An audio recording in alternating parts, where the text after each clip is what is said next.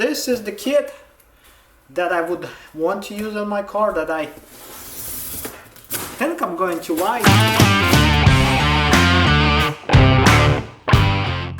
So guys, here is another unboxing video. This isn't going to be in-depth review. So what it is, it's another upgrade that I'm going to do to my suspension. It's Sachs ZF/ZF performance suspension kit. On my car I currently have an H&R coilover kit, and this is supposed to be an upgrade to that kit. So I'm just curious, this box came in. I'm just curious to inspect the package, I guess, and I'm just taking you on this journey with me. Really curious to see what's inside of it. So today is just us, or me, basically looking inside of this box. That is time consuming. In any case, here's the kit. Let's look what's inside of it. So this kit is basically an upgrade to my H&R kit, which is already kind of a step above the regular H&R coilover kit. It's got aluminum front strut housings and they are inverted. The rear shocks are steel and they are regular construction. Non-adjustable shock and struts. This is an upgrade because, well, a few things I guess. It's a Sachs ZF and they're supposed to be labeled as BMW parts, and the struts and shocks are adjustable, and I think they're all inverted design. There's a bunch of papers that are in German, so that, and then we have more things. We have a bunch of springs. Oh, these are right, so we have front springs, rear springs, and the rear springs come with the helper springs. That's wow. Yeah, look at these cute things. That's just wow.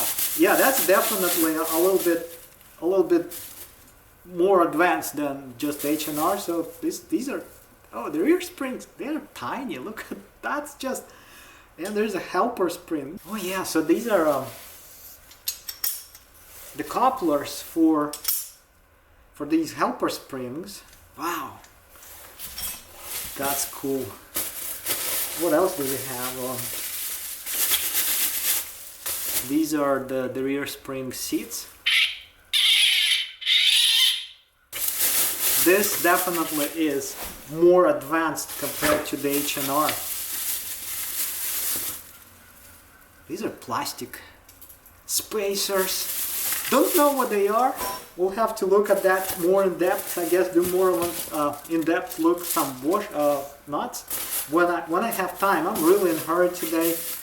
I'm just like I said, we're basically looking at things that are inside of the box to verify that nothing is missing. These are the front springs. Ah, that's just, I don't know, guys. I'm excited. I don't know about you, but I'm excited. That's for sure. Let's see what this is. This is the front strut. Yeah, it's definitely not aluminum construction. This is a steel. It's a, well, it is a, the colors are right there. So this is the adjuster. And it's a clickable. Wow. And this is the thing right here. Look at that. It says BMW. BMW group. Left, front. Yeah, it's all steel. It's not aluminum. And well, I guess you get what you get. This is the rear shock. The funny thing about this shock is it's also an inverted design, meaning that it goes into the car this way. This is going to be the top, and unlike the regular rear shocks or H&R, for example, the H&R kit, this thing has a this dust boot on the bottom.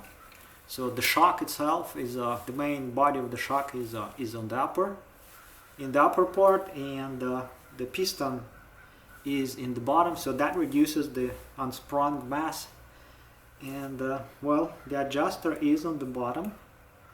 Again, this one says BMW Group rear, so left and right in the rear are the same, so there is no reason to deal with any bump stops, any dust boots or anything. It's all factory, I mean it's all provided. You don't have to reuse any factory or BMW OEM standard suspension parts, except for the upper mount.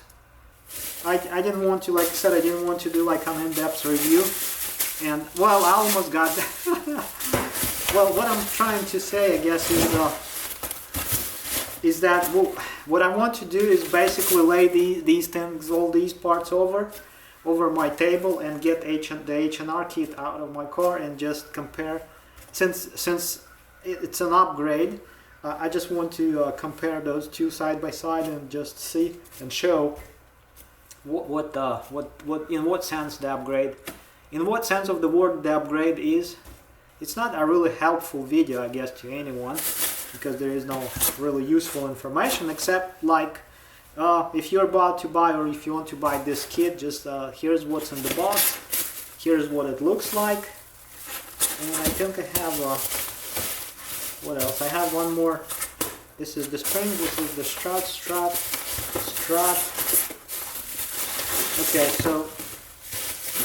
Okay, so I have two struts. My heart stopped there for a second because I couldn't find one of those struts. I'm sorry. So this all goes back into this box until I have time. Until I have time for the proper, I guess, for the proper analysis of this. Huh. I wonder if this is just looks like the spring seat.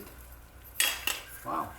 I guess this is the bottom that goes into the control arm, because wow, some kind of well, it's not, probably nylon, I guess. That's really cool. That's what I'm thinking. And there's the upper and the coupler. I'm just trying to, I wish I had time and energy today to piece it all together and actually put it on my car, but unfortunately I don't, unfortunately. Because this lid goes over the box until well, until we have time to do the, like I said, the proper installation and the proper analysis and installation, I guess. So this is it for now. Thanks for watching. See you next time.